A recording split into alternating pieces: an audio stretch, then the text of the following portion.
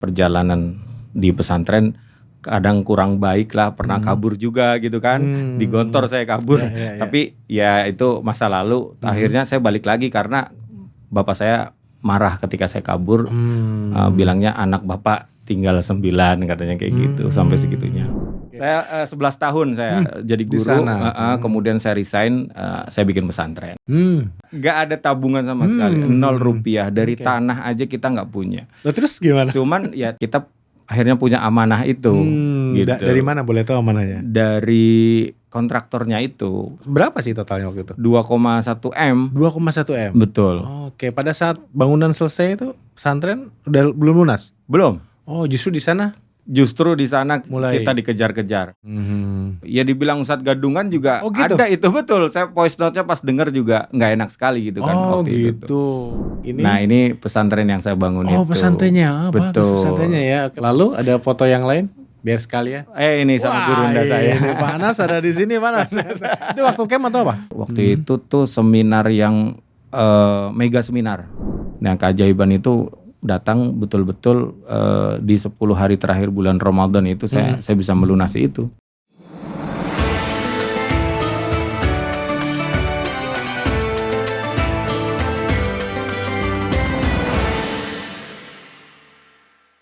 Jumpa lagi di Pejuang Keajaiban. Saya kedatangan seorang narasumber yang merupakan pimpinan pondok pesantren, kemudian seorang trainer, motivator, coach gitu ya. Kita sambut saja narasumber luar biasa hari ini, Coach Imam Hambali. Assalamualaikum. Waalaikumsalam warahmatullahi. Sehat Coach? Alhamdulillah sehat. Pak Dokter sehat. Alhamdulillah. Alhamdulillah. Ya, senang banget nih udah membersamai kita, berbagi tentunya ya. Siap. Insyaallah alhamdulillah. Oke, Coach. Kalau saya lihat gitu ya, latar belakangnya gitu ya. Sepertinya agak nggak mungkin seorang pimpinan pondok pesantren, trainer, coach, motivator itu punya hutang gitu ya. Gimana ceritanya itu? Iya. Jadi awalnya karena memang saya kan 10 bersaudara, jadi hanya satu-satunya yang dimasukkan ke pesantren. Jadi yang lain mah sekolahnya favorit gitu kan. Sekolah formal yang lain berarti. Sekolah formal. Jadi cita-citanya kesampaian semua lah, ada perwira polisi dan lain sebagainya. Nah saya masuk pesantren karena harapan orang tua saya adalah saya bisa jadi ustadz gitu. Saya nggak mau sebenarnya gitu kan. Akhirnya ya perjalanan di pesantren kadang kurang baik lah, pernah kabur juga gitu kan. Di Gontor saya kabur, tapi ya itu masa lalu. Akhirnya saya balik lagi karena bapak saya marah ketika saya kabur, bilangnya anak bapak tinggal 9 katanya kayak gitu, sampai segitunya. Akhirnya saya bisa lulus dari Gontor dan mengikuti cita-cita apa yang diinginkan oleh bapak saya. Oke, selesai Gontor itu biasanya kan banyak yang santri kemudian mengabdi di Gontor. Betul. Nah itu Coach Imam Hambali juga gitu? Sama, saya juga ngabdi di Gontor juga, tapi cuma 1 tahun.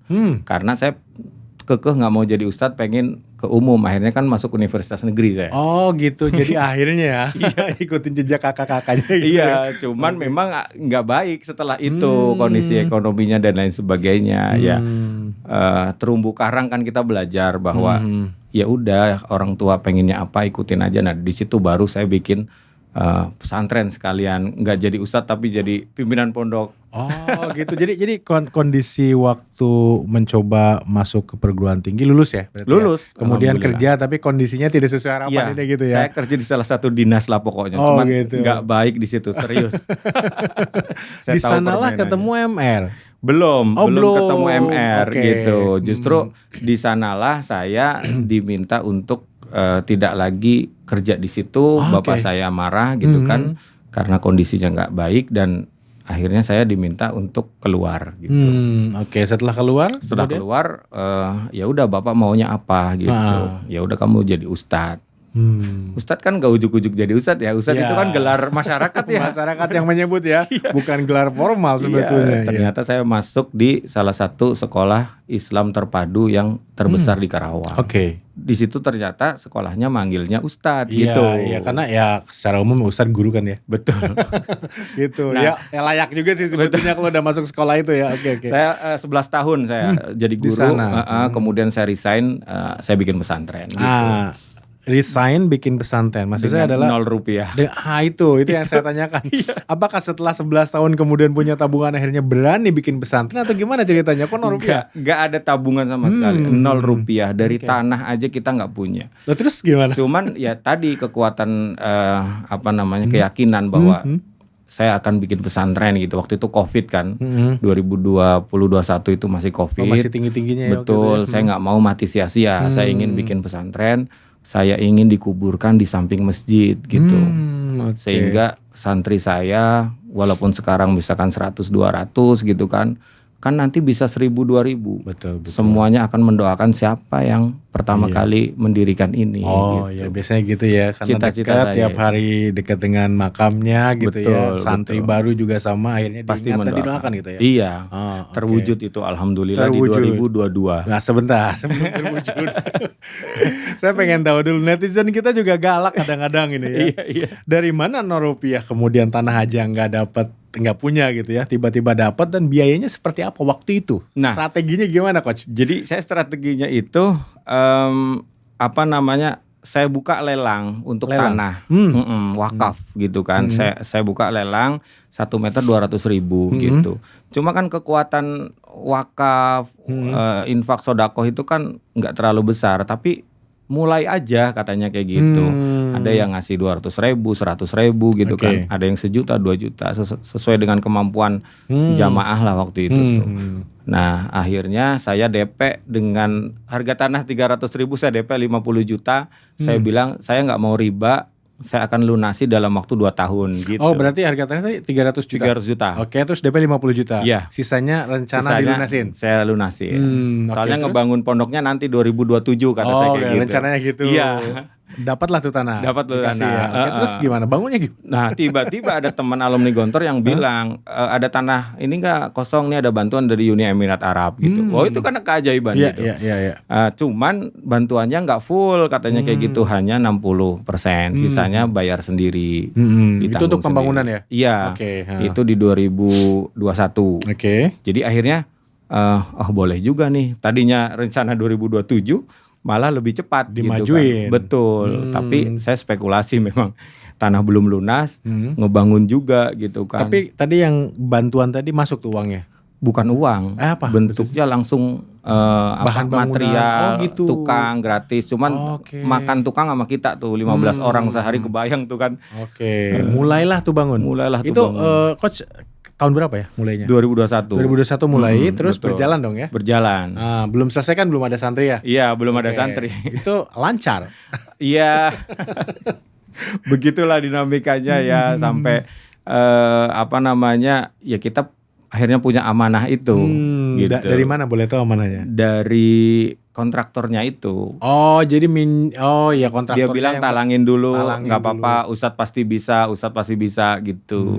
Gitu. Oke. Ada perjanjian apa waktu itu? Nggak ada sama sekali. Nggak ada, berarti ya hubungan baik mungkin. Hubungan baik. Merasa gitu. bahwa bisa jalan, akhirnya diberikan selesai tuh. Betul, selesai. Selesai. Terus amanahnya gimana kok? Berapa sih totalnya waktu itu? 2,1 M. 2,1 M. Betul. Oke, pada saat bangunan selesai itu pesantren udah belum lunas? Belum. Oh, justru di sana mulai kita dikejar-kejar. Oh, gitu. Dikejar sama yang punya tanah, dikejar sama yang kontraktor. Karena itu dua-duanya kan. Oh iya, dua-duanya masih ada sangkutan ya. Iya. Oke. Iya, saya di sini keajaiban datang lagi, yaitu saya diminta untuk ke Tanah Suci gitu. Oke, sebelum ke Tanah Suci, tadi kan dikejar-kejar sama ada sangkutan dengan yang punya tanah gitu sama ya, yang punya yang punya material atau kontraktor gitu ya. Betul. Emang mereka berani ngejar ke seorang ustadz pemilik pesantren segalak apa sih? Kalau ke rakyat biasa mungkin ya, waduh dikejar ya. Ke ustadz gitu ya. Ustadz, ke pemilik pondok pesantren pasti assalamualaikum terus dong, baik-baik terus, gimana ceritanya?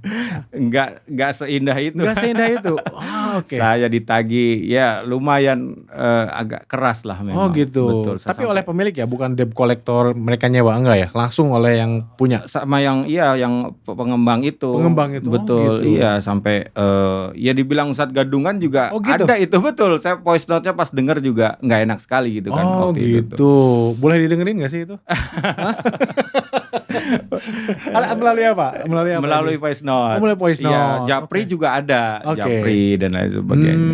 Terbisalah ditampilin. Oke, berarti voice note, ada Japri WA juga gitu ya. Nanti kita tampilin screenshotnya ya. Boleh. Ditutup aja namanya. Ditutup namanya. Nanti kita tutup lah, aman intinya gitu ya. Tidak terekspos siapapun gitu. Tapi kita ingin tahu. Saya pengen tahu nih, kok berani ke Ustadz gitu ya. Makanya kalau urusan uang gitu ya. Betul.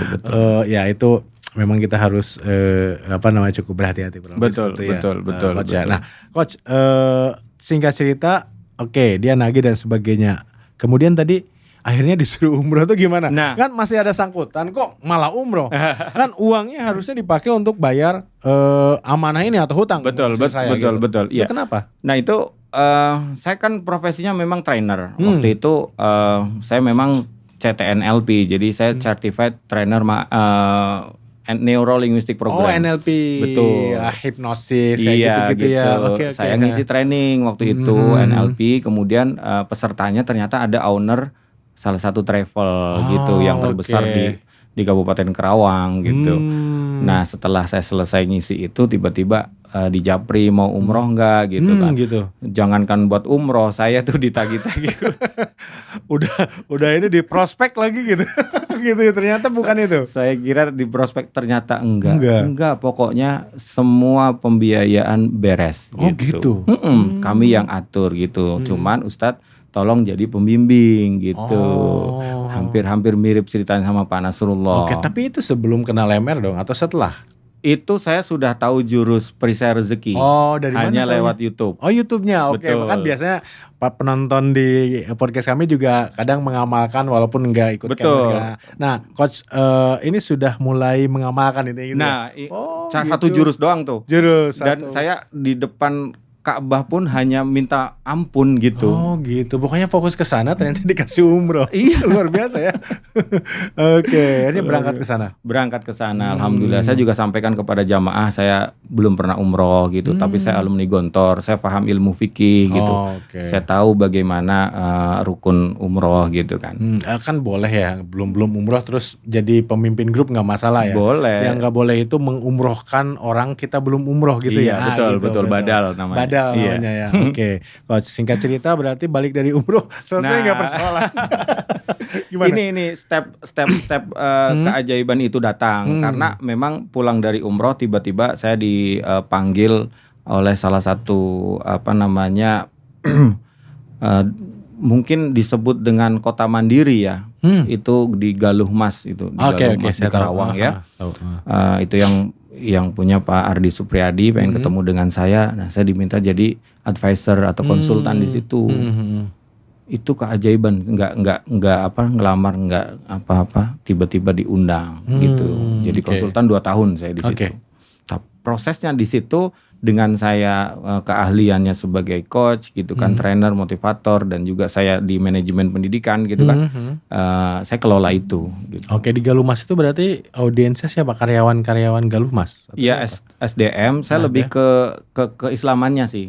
Sama di salah satu sekolah yang ada di situ. Di kawasan Islam. itu. Iya, di kawasan itu. Jadi berapa? 2 tahun? 2 tahun. 2 tahun di sana. Lumayan.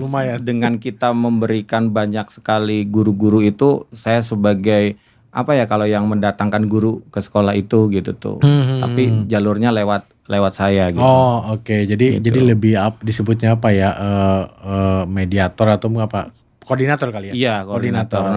Oke, jadi mendatangkan guru ke sana. Betul. Akhirnya ya pengaruhnya makin besar juga dong. Betul. Gitu ya. Nah, situ proses pelan-pelan saya melunasi amanah itu. Belum ikut camp atau apa waktu itu? Belum sekali. Nah, ketemulah dengan Ustadz Abu Sofi, Direktur MRC ya, beliau. Karena di Gontor kita seangkatan. Oh justru seangkatan malah? Iya sama beliau. Oke. Saya ya curhat lah ini dikejar-kejar amanah gini. Ngirim tuh udah belajar aja gampang itu lunas katanya. Yang training online Magnet Rezeki TOMR. Oh TOMR waktu itu. Betul, ya. iya. Karena masih suasana belum 100% lepas Covid waktu itu ya? Belum. 2000 berapa? 2022? 2022 Oh iya, baru mau mulai lepas Covid waktu itu ya. Oke. TOMR level berapa gitu, tapi level 2 saya. Level 2, oke. Langsung level 2. Saya belajar gitu. Di situ saya tersentuh sekali lah gitu. Luar biasa dan keajaiban itu datang betul-betul di 10 hari terakhir bulan Ramadan itu saya bisa melunasi itu. Tepatnya gimana caranya? Nah, gitu boleh tahu nggak? Dari mana sih gitu ya? Yeah. Kadang-kadang teman-teman di Fiori itu apakah ada yang ngasih tiba-tiba atau memang ada pekerjaan atau ada proyek yang dibayar di muka atau gimana coach biasanya? Waktu itu ya? Iya. Karena kita memuliakan kebahagiaan orang. Itu donatur dari mana aja datang. Oh iya, karena kan tadi ada pesantren. Betul, kadang langsung ngasih 100 juta ada, 50 juta gitu. Jadi langsung besar-besar ngasih. Nah sudah ada santrinya waktu itu? Dan udah ada santrinya. Jadi memang udah kelihatan kehidupannya. Betul, gitu ya di pesantren. Betul gitu. Sehingga saya bisa selesai itu dan ada fotonya sih saya gitu? pelunasan itu. Iya. Oh boleh. Nanti kita tunjukin ya. Boleh. Mari kita lihat ya di sini. Nah, ini nih, yang pertama ini. Nah, ini pelunasan. Dengan siapa tuh serah terimanya? Dengan coba back dulu. Ustadz Syaibani ini. Oh, gitu. Itu uang semua itu. Uang semua ya akhirnya lunas. Amplop itu. Oke. Nah, ini umroh alhamdulillah sudah udah ketiga kalinya saya. Gratis semua. Iya. Luar biasa. Oke, terus ada foto apa lagi nih? Nah, ini yang owner Galumas Group ini. Oh, gitu. Yang akhirnya dikontrak 2 tahun tadi ya. Betul. Itu sekolahnya sekolah Al-Al. Oke, luar biasa. Oke. Ada lagi ini? Nah, ini pesantren yang saya bangun itu. Oh, pesantrennya. Betul. Pesantrennya ya. Berapa siswa sekarang? Sekarang sudah 60. Oke. Lalu ada foto yang lain? Biar sekalian. Ini sama gurunda saya. Panas ada di sini panas. Itu waktu camp atau apa? Ini waktu jadi saya undang beliau. Karena saya pesantren. Enggak, ke Karawang, ke Hotel Mercure. Jadi Hotel Mercure itu kan salah satu unit bisnis yang ada di Galumas. Di kan 160 hektar, ada hotel, ada mall, ada sekolah gitu kan, ada properti dan lain sebagainya. Kota mandiri lah ya. Sehingga saya undang ke Hotel Mercure. Waktu itu tuh seminar yang mega seminar. Yang menyelenggarakan itu Magnet Rezeki. Oh gitu. Iya, saya ngundang langsung beliau. Ngundang langsung ya. Pesertanya berapa waktu itu? Pesertanya 600 kan. 600 besar sekali ya. Itu ternyata beliau datang. Saya ketemu dengan keluarga, ini keluarga saya dan saya ucapkan terima kasih banyak ilmunya gitu kan. Sehingga amanah bisa lunas. Nah setelah itu, ini saya belum CTMR ini. Oh belum CTMR. Tapi sebelumnya belum pernah ketemu juga di camp? Pada saat itu aja ketemunya? Saya pernah ke MRC pas ngundang beliau, itu saya langsung datang sama manajer yang ada di Galumas itu. Oh, tapi ketika sesi online training itu online kebanyakan ya? Betul. TOMR tadi oke, itu biasa. Di sana lah momennya.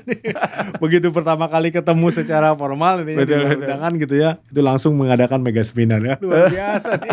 Wah, panas, keren. Oke. Terus setelah itu tadi, kenapa sih kok kemudian tertarik untuk jadi CTMR? Nah itu kan waktu ngundang panas belum jadi CTMR. Belum. Jadi saya tertariknya karena memang ilmu ini harus diketahui oleh semua orang. Oke, kita bongkar ya perspektif dari seorang pimpinan pondok pesantren. Betul. Seperti apa sih Magnet Rezeki ini, boleh dijelaskan coach? Iya. Apa? Jadi Magnet Rezeki itu adalah ilmu Allah yang mempelajari tentang cara menarik rezeki.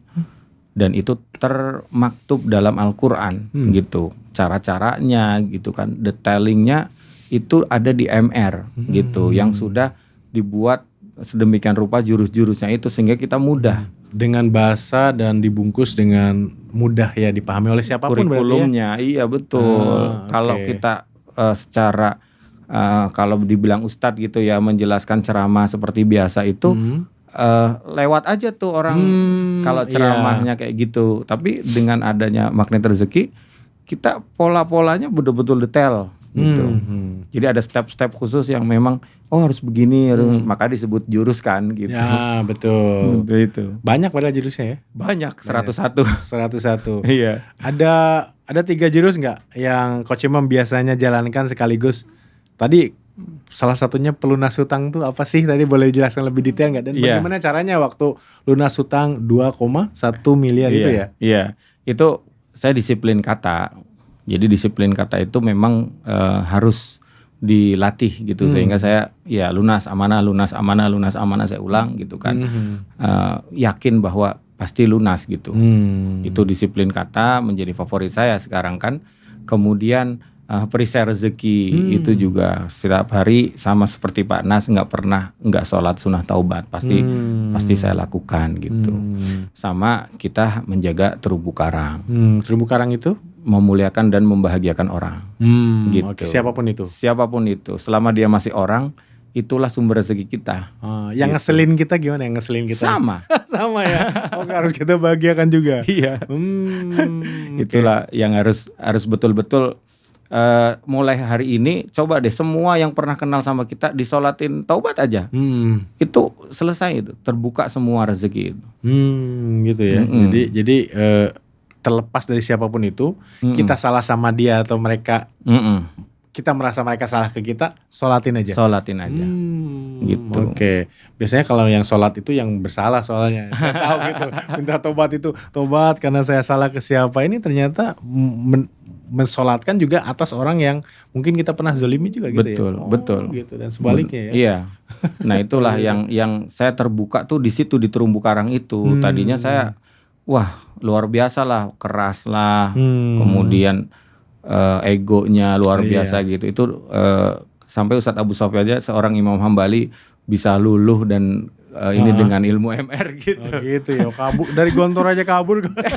Gitu walaupun balik lagi selesai ya. Gitu. Kurang disiplin apa Gontor kan? Saya bisa kabur nggak ketahuan kan, cerdas banget apa? Iya. Luluh oleh MR. Betul. Gitu ya. Gitu. Nah, waktu itu kan pada saat ini sama viewer kami juga mungkin ada yang nonton YouTube aja atau dengerin Telegram kadang-kadang Coach gitu. Hanya tahu satu jurus gitu. Waktu itu kan Coach Imam Hambali juga hanya tahu satu jurus ya, perisai rezeki kalau salah. Betul. Nah, bisa nggak sih mereka langsung mempraktekkan hanya satu jurus aja gitu, dan terasa nggak sih dampaknya biasanya gitu? Karena kadang katanya 10 jurus, totalnya ada 101 gitu. Kalau satu jurus saja bisa ada keajaiban nggak? Karena saya pusing misalkan sibuk gitu, belum sempat ke camp atau apapun, bisa nggak hanya satu jurus itu? Nah, jadi ibarat kalau rezeki itu sebuah bangunan, kan pondasinya kan 3. Positive thinking, positive feeling, positive motivation. Kemudian tiangnya ada 10. Coba bayangkan pondasinya belum paham gitu kan. Tiangnya baru 1. Itu kira-kira bangunan itu sempurna nggak? Belum sempurna pasti. Iya, maka dari itu untuk melengkapi dan menyempurnakan sebuah bangunan itu gitu kan, harus diimbangi dengan semua jurus tersebut gitu. Karena tiang-tiangnya ada 10 itu. Cuman memang satu pun bisa, cuman nggak terlalu ngefek banget gitu kan. Gitu. Jadi harus betul-betul tuntas lah. Kalau nutut ilmu tuh tuntas gitu. Tapi kalau baru tahu 1 ya jangan ditunda, tahu 10 dulu kan. Jalanin dulu kan. Jalanin dulu. Iya, nanti deh nunggu 10 dulu kata Coach baru Imam Hambali ini nggak bakalan tegak ya, nggak gitu juga kali gitu ya. Juga. Buktinya saya 1 aja langsung berdampak umroh. Gratis lagi. Gratis itu. Oke, dan itu menurut saya yang paling fundamental. Betul nggak sih yang perisai rezeki itu? Betul. Boleh jelaskan nggak Coach? Kira-kira perisai rezeki itu konsepnya seperti apa dan kenapa mau kita tahu banyak jurus atau baru tahu perisai rezeki itu penting banget bagi kita? Iya, jadi perisai rezeki itu sebab akibat ya, hukum kausalitas. Jadi kenapa sih saya nggak dapat rezeki gitu? Penyebabnya apa? Akhirnya apa? Terlihatlah di situ bahwa ada sebab penghalang Allah tidak memberikan kita rezeki gitu. Ternyata dalam Al-Quran dikatakan bahwa minta ampun sama Allah. Faqultu astaghfiru rabbakum innahu kana ghafara. Allah itu Maha Pengampun. Nah, setelah kamu minta ampun, nanti yursilis sama alaikum midrara, nanti Allah akan turunkan hujan yang lebat di situ.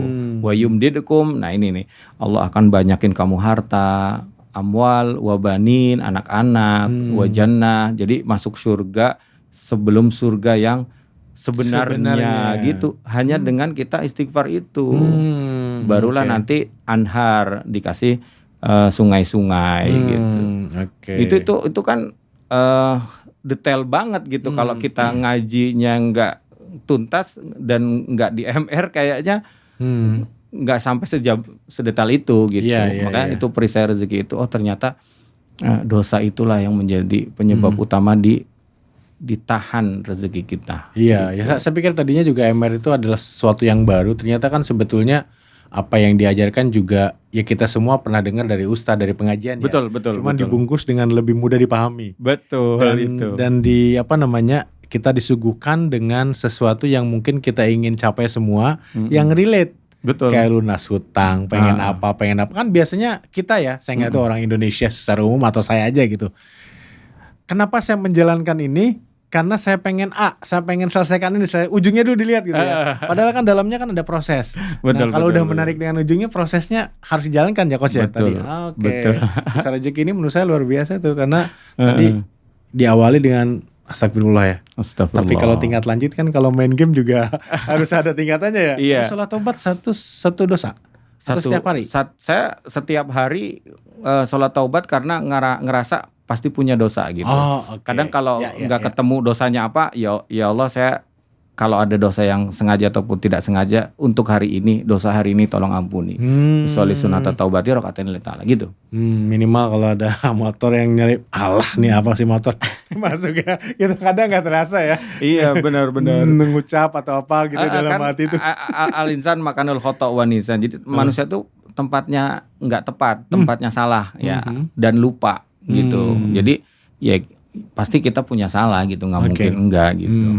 Jadi itu. Pesantren ada berapa ininya siswanya sekarang? Ada 60. Oh 60. Tingkatan apa? Tingkatan SMP. SMP. Berarti lulus SD ya? Iya, lulus SD, kemudian mereka lulusannya kita salurkan ke Gontor. Oh gitu, lulusan gitu. Berarti lulusan SMP, SMA-nya di Gontor? Betul, SMA-nya di Gontor. Atau hanya 1 tahun di kami, kemudian ke Gontor, itu juga bisa. Oh gitu, bisa ya? Bisa, nanti di Gontornya langsung kelas 2 gitu. Karena ibaratnya kita miniatur Gontor banget gitu. Jadi pola pendidikannya atau apa tadi kurikulumnya juga sudah mereplikasikan itu ya? Betul. Kalau data sesungguhnya santri kita udah 200 loh Coach. Oh, yang masuk ke sana? Totalnya. Tapi 60 itu yang tetap, yang aktif, yang tetap di Al-Hunafa di pesantren saya. Tapi sisanya ke Gontor. Ada yang udah ke Gontor. Betul, itu boleh dibilang bukan siswa aktif ya. Tapi kalau yang saya sekarang 60 ya. Iya, gitu. Lulus SD dilepas ke sana. Di daerah mana, Coach? Di Ponorogo. Jawa maksud Timur. Saya ininya pesantrennya. Karawang. Di Karawang. Karawangnya daerah Telaga Sari, Linggarsari. Gitu. Itu ada rekrutmen atau penerimaan setiap kapan aja? Setiap tahun kita buka. Berarti pada saat lulus SD buka ya gitu. Betul. Ya? Masuk ke sana berarti santrinya MR semua dong. Wah iya, setiap subuh itu kita bikin kajian SMP. SMP itu subuh menggapai perjuangan. Kurikulumnya dari buku MR. Maka anak-anak paham banget tuh. Jadi mereka ya nggak mau membuat perisai gitu kan. Wow keren, apa segala macam itu udah hatam, karena saya setiap ba'da subuh saya isi kajian itu. Berarti mereka sejak SMP udah lulus dengan MR ya? Betul. Nggak ada dan itu dampaknya luar biasa. Jadi nggak ada yang perlu kabur ya? Iya. Seperti pimpinannya dulu ya. Sekarang udah lulus sama MR. Iya, alhamdulillah. Berarti dampaknya luar biasa ya? Iya. Jadi itu yang saya rasakan. Istilah-istilah anak nakal perlu ke barak militer itu nggak perlu nih di pesantrennya? Nggak perlu. Gitu ya. Kita sudah membuat pola. Pendekatan santri itu anak-anak yang lagi aktif gitu. Kita sebutnya bukan anak nakal ya, anak aktif. Iya, dengan ilmu MR selesai itu. Oh gitu ya. Gitu. Mudah ke mereka kan gini. Kadang-kadang orang tua nih, maaf nih Coach. Aduh, banyak persoalan. Saya ingin mendapatkan satu solusi, ngerjain apa dong? Dapat MR. Tapi anak-anak kan ya biasa aja gitu ya, belum ada persoalan. Mereka mudah nggak diajarkan itu? Mudah. Oh mudah. Jadi kita sentuh. Kalau di NLP kan kita sentuh dulu hatinya, gitu kan, kita hipnosis dulu.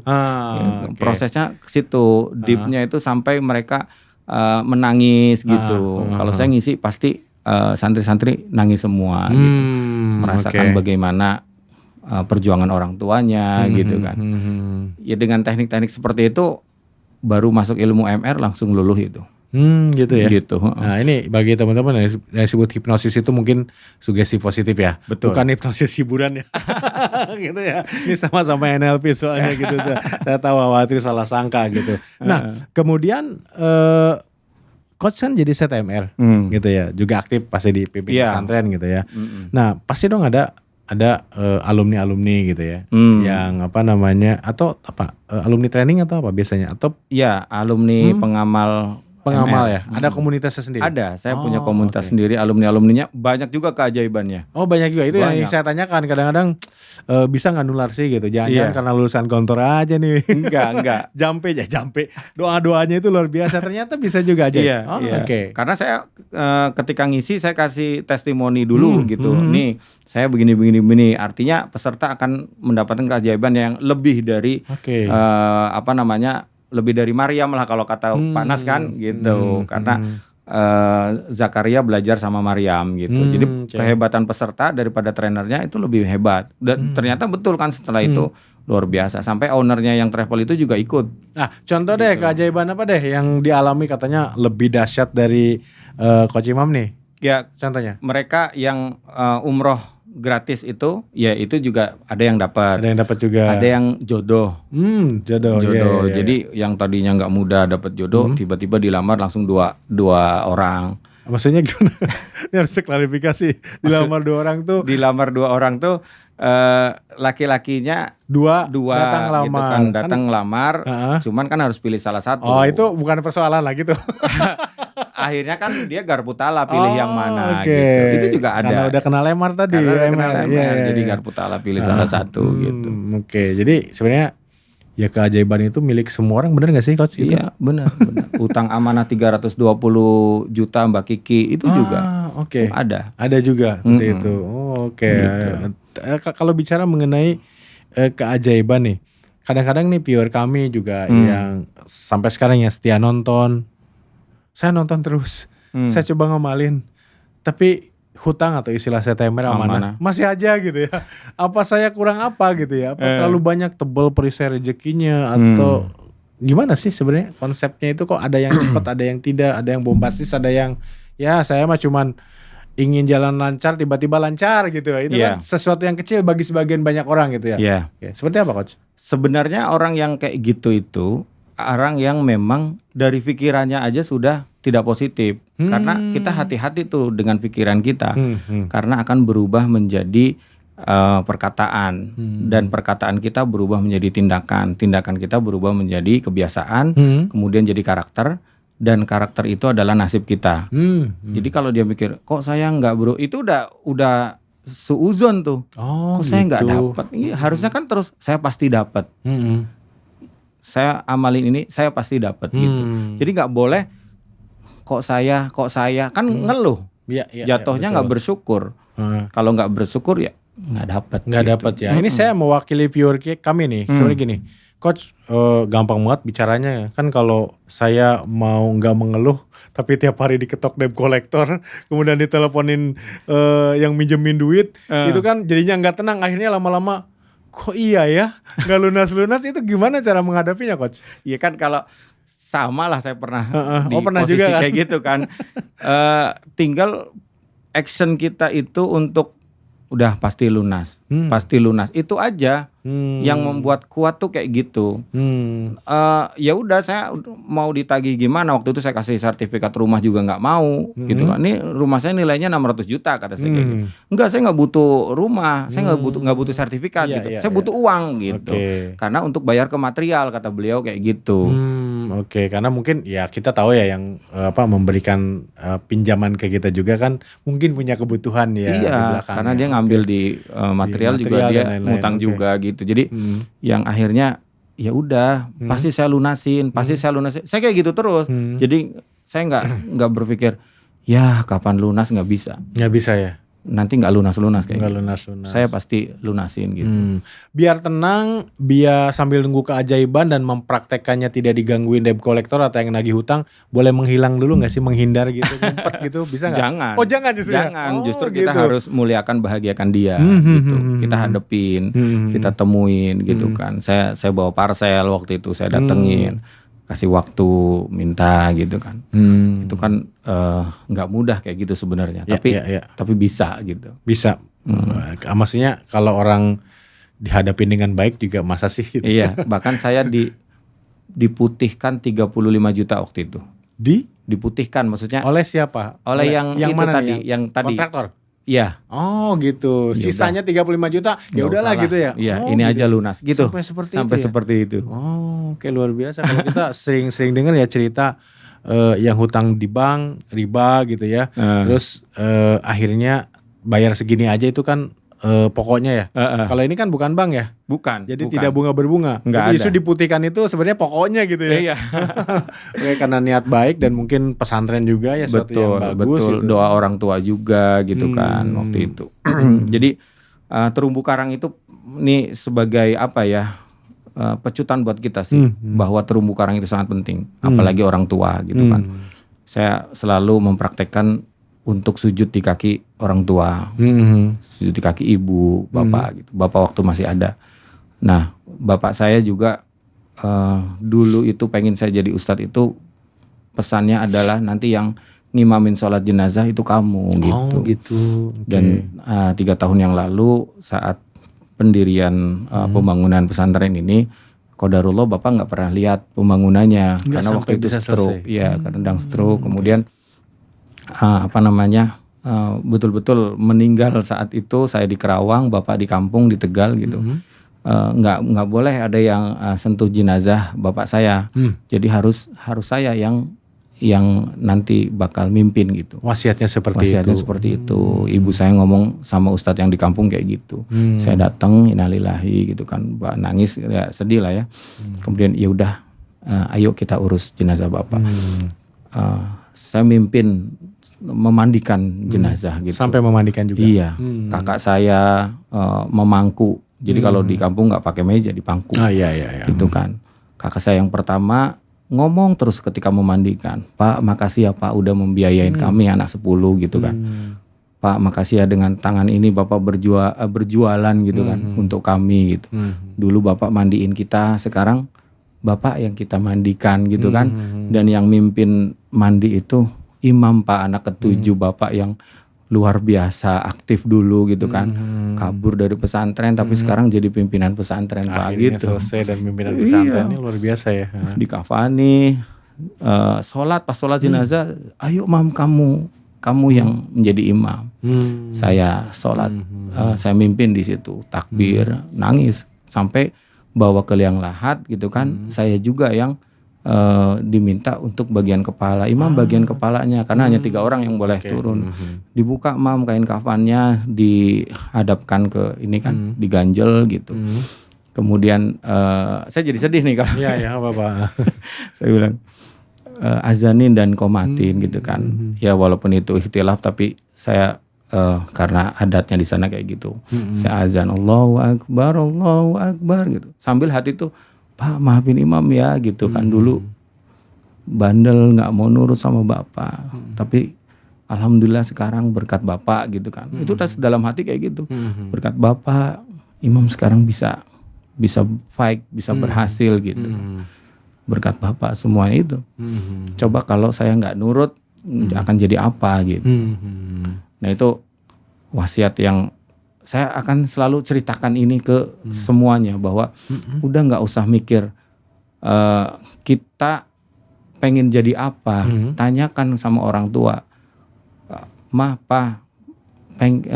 bapak pengen saya jadi apa gitu aja. Kalau Pak Anas kan ke istri ya, apa yang membuat kamu bahagia gitu kan. Saya selain ke istri, ke orang tua itu. Akhirnya saya mau jadi ustadz dan saya ya alhamdulillah dimudahkan. Wasilahnya datang ada aja ya. Betul. Karena orang tua udah ridho. Iya. Jadi tanyakan ke orang tua mau jadi apa, kalau mereka nggak punya pilihan terserah. terhadap pilihan kita mereka ridho nggak gitu mungkin ya? Oh oke. Sampai saya sekarang bisa jadi konsultan di beberapa lembaga, 4 lembaga saya. 4 lembaga ya. Salah satu ada pesantren juga. Jadi saya jadi advisor di situ untuk ngelola karena berhasil mengelola pesantren ini. Karena baru buka santrinya langsung 40 waktu itu. Langsung 40 waktu itu. Langsung banyak. Oke luar biasa. Nah ini coach, bagi mereka yang mungkin mudah-mudahan tersentuh ya dengan cerita anak dan bapak pada saat itu kan waktu masih pembangunan masih ya? Pembangunan. Masih pembangunan dan pasti hutang dong masih. Masih. Nah bisa jadi itu kan karena akhirnya menyadari dan sangat berterima kasih. Betul. Sampai memandikan, menyelatkan, mengajarkan itu kan. Iya. Bisa jadi itu dimudahkan ya. Jadi bukan karena usaha kita, bisa jadi kan. Betul. Karena ridhonya orang tua gitu. Karena proses memperbaiki kalau di MR ternyata namanya terumbu karang. Terumbu karang. Iya. Gitu. Sebenarnya di bisnis juga sama sih. Kita berbaik ke semua orang kan, rezeki kemana-mana. Betul. Makanya dibungkus dengan istilah-istilah yang menurut saya mudah, keren juga dan mudah dipahami. Mudah Enak dipahami. Lah. Tinggal ngejalanin doang sekarang mah. Iya. Panas luar biasa. Maka saya izin ke Panas saya mau bikin buku gitu kan. Udah dipercetak ini proses editing sekarang. Okay. Judulnya Pola Keajaiban Rezeki.